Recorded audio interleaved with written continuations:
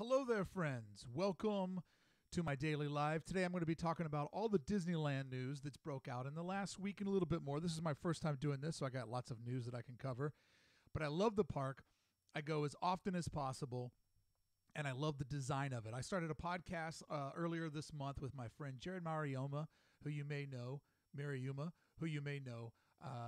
who did Hipster Mickey and a lot of artwork for the park. He was just out at Walt Disney World for the Epcot Arts thing they have. I don't know. I'm not a Disney World guy. I've never been to Epcot. I've just been to sweet 1313 Disneyland about 225 times. We started a monthly podcast. The first episode's available in all these places and on YouTube.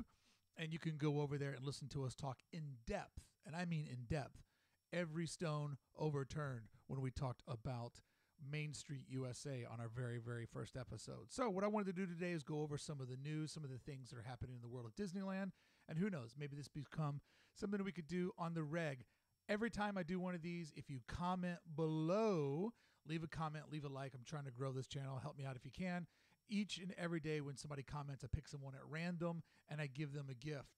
Yesterday's gift was an enamel pen by Eyes on Fire Art, and that's going out to Trevor Fick. Just missed it. Next time. If you don't see these live, I will always be posting them afterwards. So by all means, if you can show up and hang out with me, that's great. If not, I'll always have these around afterwards. Let's get into our news, shall we? There's a lot going on. Astro Orbiter is missing. Star Wars Galaxy Edge time revealed. Project Stardust. What's going on? Where's the castle at? A lot of things happening at the park. And a man flies off of Space Mountain. Yes, it's been a busy time. Lots going on. What do you say we jump into everything that's going on? Okay, Star Wars Galaxy's Edge. This is the thing that's coming to Disneyland this spring. Later this year, it will be going over to Disney World. Once again, like I said, I've never been there before. This is the thing that's got most people talking about the park and excited about the park and fearful of what's this going to mean. All these extra folks are going to show up. No doubt this is going to be very, very popular. It's going to bring in masses and masses of audience. So it's two main attractions and then tons of experiences. Personally, I think I'm most excited about just being in there and walking around and seeing all the facades and seeing how well they're going to pull off these ambitious plans of interaction. But the two main rides is a Millennium Falcon attraction where you get to finally fly the Millennium Falcon. It seems to be, it's going to be like what we currently have with Star Tours, but jacked up hardcore.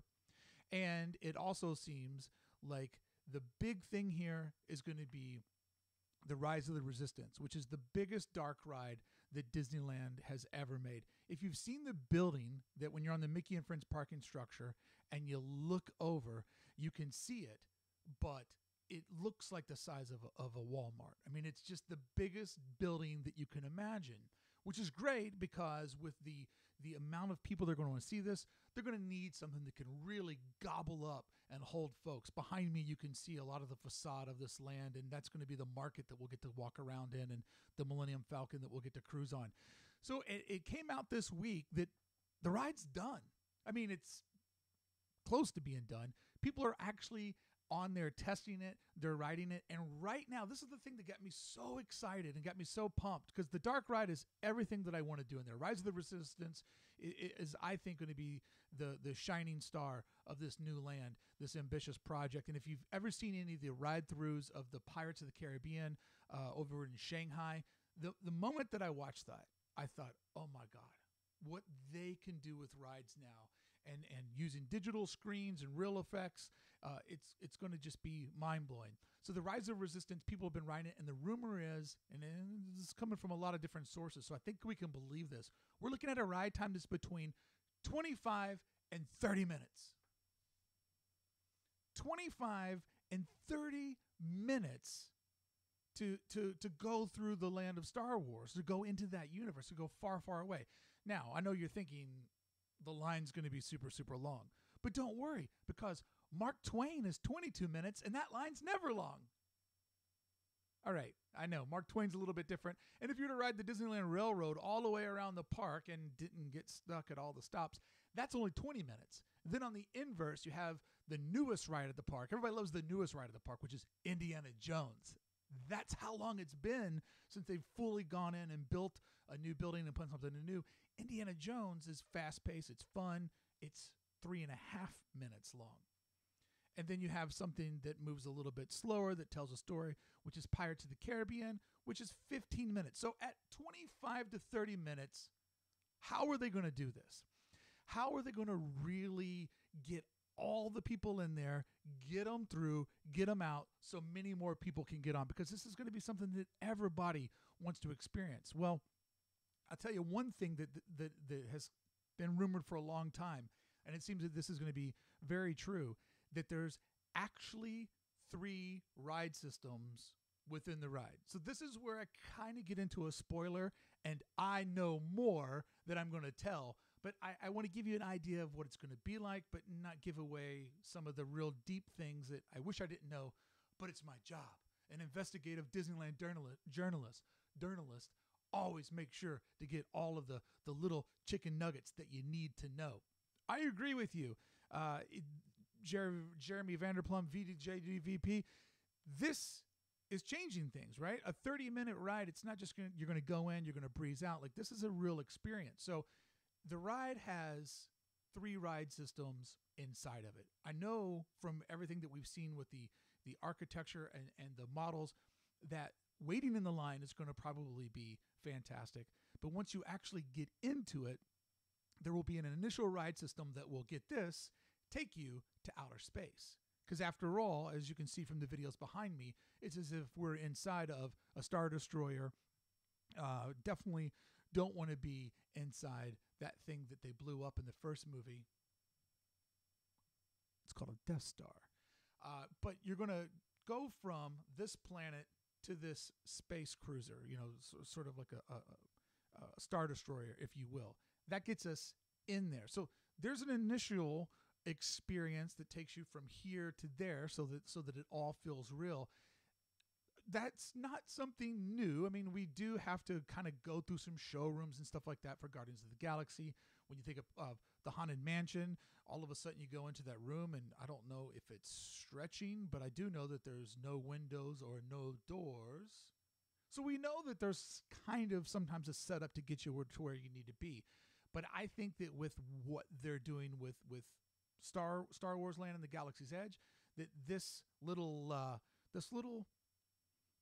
foreplay, if you will, into the galaxy, I think this is going to be much more than riding on an elevator or a room that has no windows and no doors. Not to take away from that, because that is a fantastic trick, but I think this is going to be that on steroids.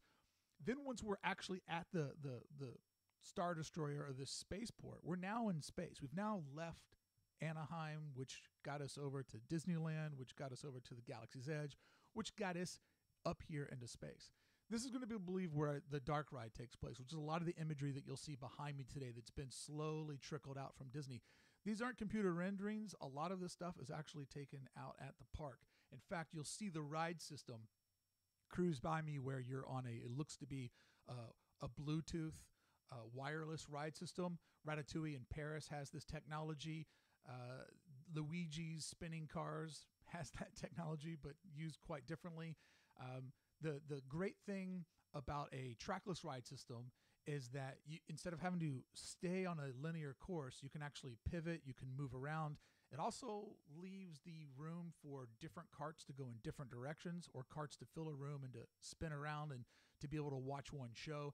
If you've seen the preview of what they're doing with the Beauty and the Beast attraction, that looks really, really fantastic. And a lot of that magic is based on the wireless cart system or a Bluetooth Wi-Fi type cart. So that's going to get us through the dark ride portion, but that's not all, because we've gone to space.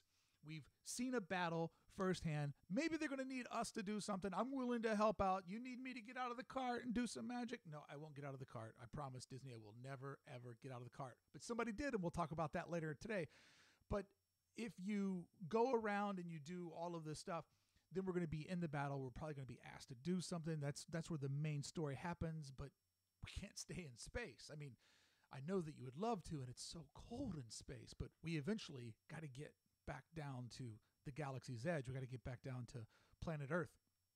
So therefore, the third system will be how we get from space back home. And who knows? That could be like an elevator drop system. That could be a roller coaster of its own. But you will literally, once you're inside this, it seems as if you're going to go from thing to thing to thing. Early rumors a couple years ago suggested that you would actually get out and do some of it on foot, which I thought that would just be fantastic if you get off of one cart system and then you basically have to walk through a display or maybe navigate through a maze to get to the other side. But that's a logistical nightmare, and that's a pipe dream, I understand, and far from being realistic. But therefore, that's how you're going to be able to go boom, boom, boom to the end. Asking if there's alternative endings, I don't know. I mean, who knows? With a trackless ride system, with maybe multiple ways to exit, there's really a lot here to where it could expand and grow over the years. And it's weird to think about building something now and worrying about how to change it later. But as we've seen, holiday layovers, different anniversaries and themes around the park, a lot of the rides are asked to do much more than what they were ever designed for. So you would think that the new attractions would be designed with all of that in mind. With, when we release a new movie, can we maybe easily swap out one of the vignettes in this battle scene, or take out one figure and replace it easily with another one? So my idea on how this is all going to work, because now we're all jacked up, 30 minutes in space, 30 minutes being in our own Star Wars adventure, how's this going to work with the demand? My theory is going to be that an attraction this big will just be able to suck up so many people. And with all the people in 3 different stages slowly getting dispersed, some are waiting to go up into space, some are in that loading area, some are in the adventure, some are waiting to go back home, some are on their way home, I think that you probably can eat up a lot of people. I'm expecting this, if it's not a premium surcharge, which would really upset people and go against the Disney way, I'm expecting that your fast passes will be very narrow. Like, you will get almost like a movie screening, that you would get a fast pass and you'd maybe get a 4:15 ride or departure time. I think they'll try to keep people in very narrow windows so that they can keep people loaded in and loaded out and move them fast. The problem with that is, as we know from Radiator Springs and the Radiator Racers, that by 9 a.m., most mornings, the fast passes were gone, and sometimes earlier. So I can only imagine the frustration of the guy that brings his kids out from Ohio. This is their one time in California, their one time at Disneyland. They say, hey, kids, we're going to take you to Star Wars. They walk in the park at 9:05, and the ride's maxed out for the day.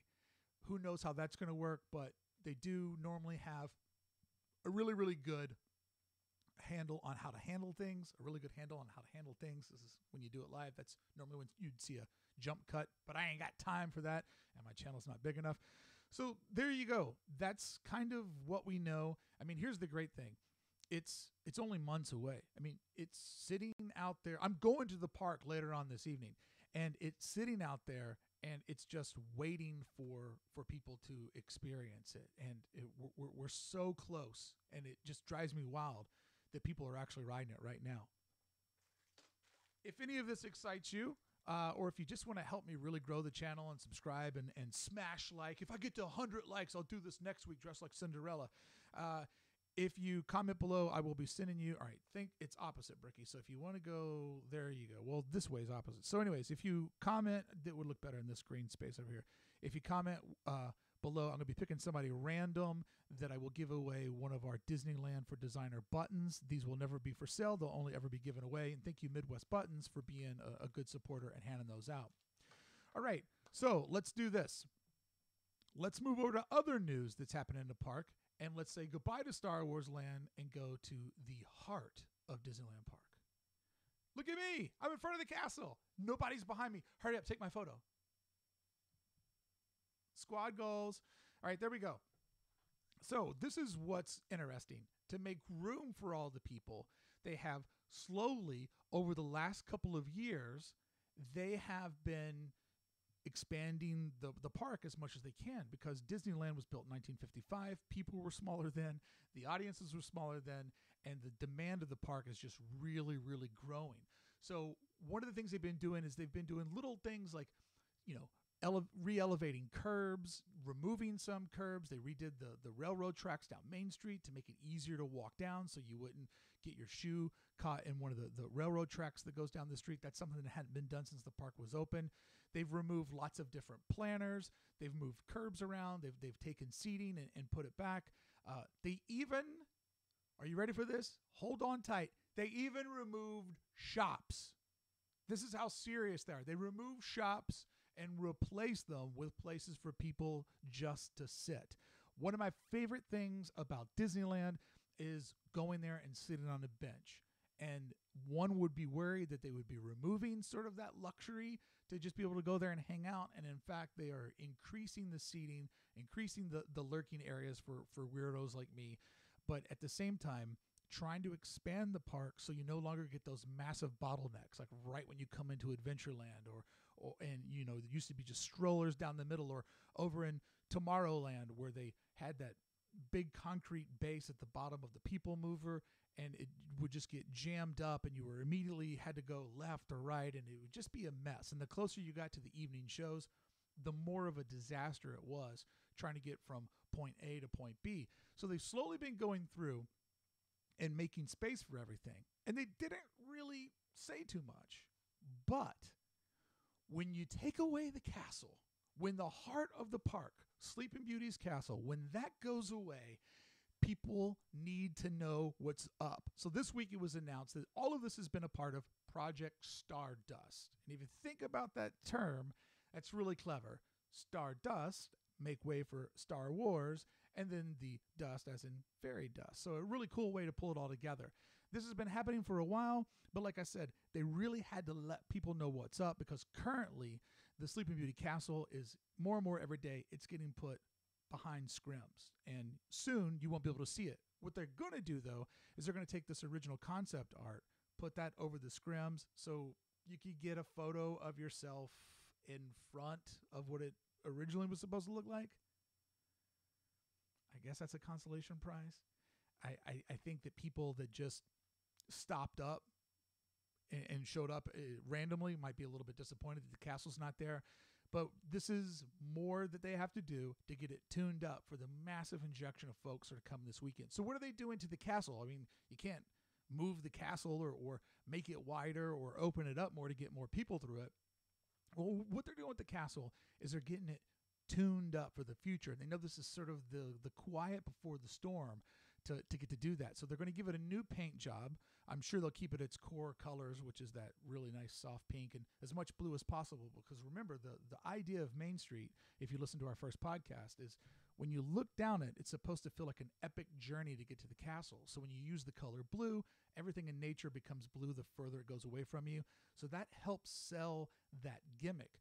But this new paint job, what I'm most excited about is the woman who's in charge of this project. She said that they're going to be adding shadows and lots of paint techniques to even more enhance or sell the effect of the forced perspective. So this has got me very, very excited thinking about what the castle could look like if it's repainted and really tries to sell the gimmick of the forced perspective of Main Street, which is one of my favorite parts of the park. The other thing that they need to do is they need to replace the roof. The last couple of years, they've installed diamonds on it. They put LED lights on it. They've put so much on top of the roof. It was never built for this in 55. They didn't know that this was going to become a canvas for nighttime shows and a hub of all kinds of experiences. So moving forward, they're going to put a new roof on it. I'm going to go ahead and guess that the new roof will have new effects. It'll already have LED lights put all over it. I also think that it'll probably have a better system for overlays, that the new roof will be equipped to easier attach things for whatever wild anniversary or year-long theme or party that they get into. So I feel like there'll be a way for it to really have an enhanced experience for everybody. You got to keep in mind that this is the center of the park, and with new roof, new paint, new effects, it makes you wonder about what's the future of fireworks at Disneyland, right? Because Galaxy's Edge is right next to Mickey's Toontown. We all know Mickey's Toontown closes every night at sundown because right behind it is where the fireworks go off. Can Galaxy's Edge stay open when fireworks are happening? Because they're not going to be excited to shut down their billion-dollar investment, rush all those people out just to do fireworks and then tell you to go home. So maybe a part of getting the castle even more dialed in is for a future of the park, which is not so dependent on fireworks every night. Also, with the environment and with the droughts we have in California, it probably wouldn't be a bad idea to do less explosions in the sky, less fire. Who knows? We'll see how all of that plays out and what it looks like when it comes back. But as sad as it is to lose the park or to lose the castle in the middle of the park for a couple of months, it is exciting to know that it's going to be built better, it's going to be more enhanced, and that the castle will literally be able to carry the load for the future. So I'm very, very excited about that, even though I'm sad to say goodbye to it, because just that emotional pick-me-up you get when you come right down on Main Street and you see her there in all of her glory. And at the end of the night, when you always go, you have to do this, it's required. You always, at the end of the night, you have to go to the partner statue and say, thanks, Walt. Thank you for another amazing day. I'm so happy that you and Mickey could do this for me. I appreciate you guys. And then you just see his castle behind him. And that's not going to happen. But it will be back in a few months for the spring season and for the kickoff of the craziest time ever, when the Star Wars Galaxy's Edge finally opens up. In other news of things that are missing that seem a little weird, here's something that happened this week.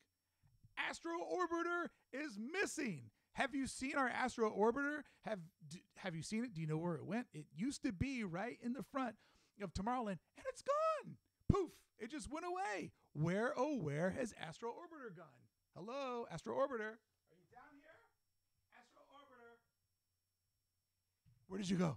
Where's my Astro Orbiter at? Now, I'll tell you this right now. I'm not sad about this. They could take this, they could pack it all up, they could send it to Six Flags over Arkansas and give them something and say, here you guys go. Here's a little piece of Disneyland. This is a ride, an attraction I've never rode. It looks dated.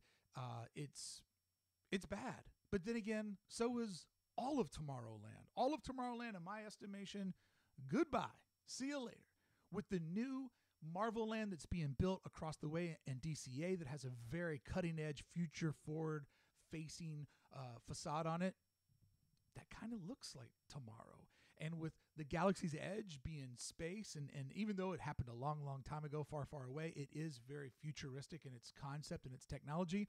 I don't know that we need Tomorrowland. We've only learned for 60 years that it's very, very difficult to predict the future. In fact, it's a lot of money that quickly gets outdated. So unless they're going to go for a retrofitting and make it Walt's version of the future, which is the atomic age, which they will not do that, even though it'd be beautiful, because kids need properties, right? This area needs to be focused around properties. My bag is expand the Main Street USA area, expand Fantasyland, let those two come together and touch, and in that expanded Main Street area, tell more of the story of Disney. Tell more of the story of the classic and the heritage that built such a beloved brand. So Astro Orbiter is just gone. It's not there right now. Everybody knew that it was going to go down for an annual maintenance, which is no big deal. Lots of attractions close annually. Sometimes one might close for 6 months to a year to sort of repurpose it and get it to where it needs to be for all the guests in the future. But for one to completely disappear, that's pretty wild. Hopefully when it comes back, hopefully it doesn't come back. But if it does come back, I hope that it has a much better look to it and doesn't look so dated. And maybe this is the first step towards a better tomorrow, but I still say go away.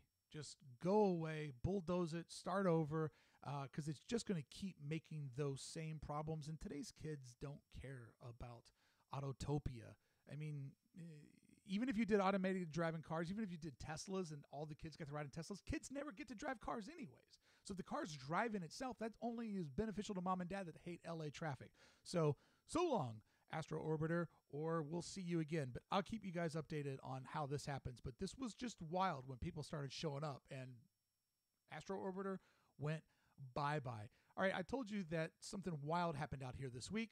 A man in his 20s was able to get off a Space Mountain. Let's listen and see what we can learn from this. Wild story out of Disneyland. Someone climbed off Space Mountain. Disneyland tells us this all happened on Tuesday. A man climbed off the Space Mountain ride. He climbed off at the first building. So when you go into the actual showroom, which is in the dark right now, he actually was able to get off before, the ride got going. So not ever safe to get off of an attraction, but he was able to do it probably in the safest moment possible, which is before it all happens. While it was moving, Park says it used force to get off the ride. I would assume you would have to use force to get off the ride, because once you get those restraints on you, man, I start to get a little sweaty. I don't like how hard it presses down on you. 20s, and he was not hurt. Ride is now closed and will remain that way while the park is waiting for an inspection from the California Division of Occupational Safety.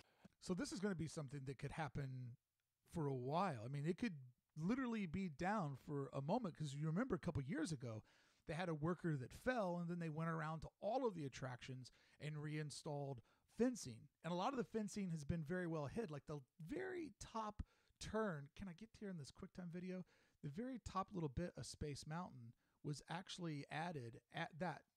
This part up here that you see, that's actually a fence to keep workers safe when they're up there. They added that on, and in Pirates of the Caribbean, they added lots of different like dynamite barrels and stuff. And over in Fantasyland, they put up an extra like castle brick wall around the top. So they really put in a lot of infrastructure for OSHA so that people that work there wouldn't get injured. So the fact that somebody was able to get off of the attraction, it could be shut down for a while. This could be a big blow to Tomorrowland, which is already pretty sad, right? I mean, it's already not a place you want to be. So here we are. What's going to happen with this area as now its anchor has been taken away? Let's see what else we got here. Will remain that way while the park is waiting for an inspection from the California Division of Occupational Safety.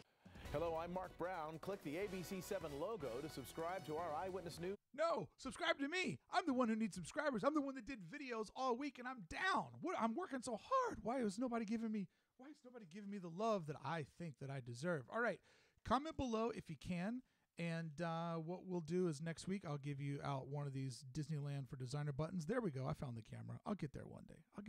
There it is. Oh, I'm getting so close. You can see it. Comment below if you want to win one of those. Next week I'll be back here to do this all over again. I'm going out to the park tonight. If you see me, I'll have some buttons with me, and I'll love to give you out one if you've heard the podcast. Tonight I'm going out there to see the new Mickey Mouse show. I'll be able to report back to you on that next week, as well as I'm going to check out Ballas. They have a microbrewery that they put in downtown Disney. I want to check that out. And whatever else happens, Disneyland is always up to something. I'll let you know what happens if you come back here and hang out with me next week. Go check Disneyland for Designers out where podcasts are found, as well as you can see it over here on our YouTube channel. Thank you so much for hanging out with me and doing this. Have a great weekend. I'll see you back on Monday, if not sooner.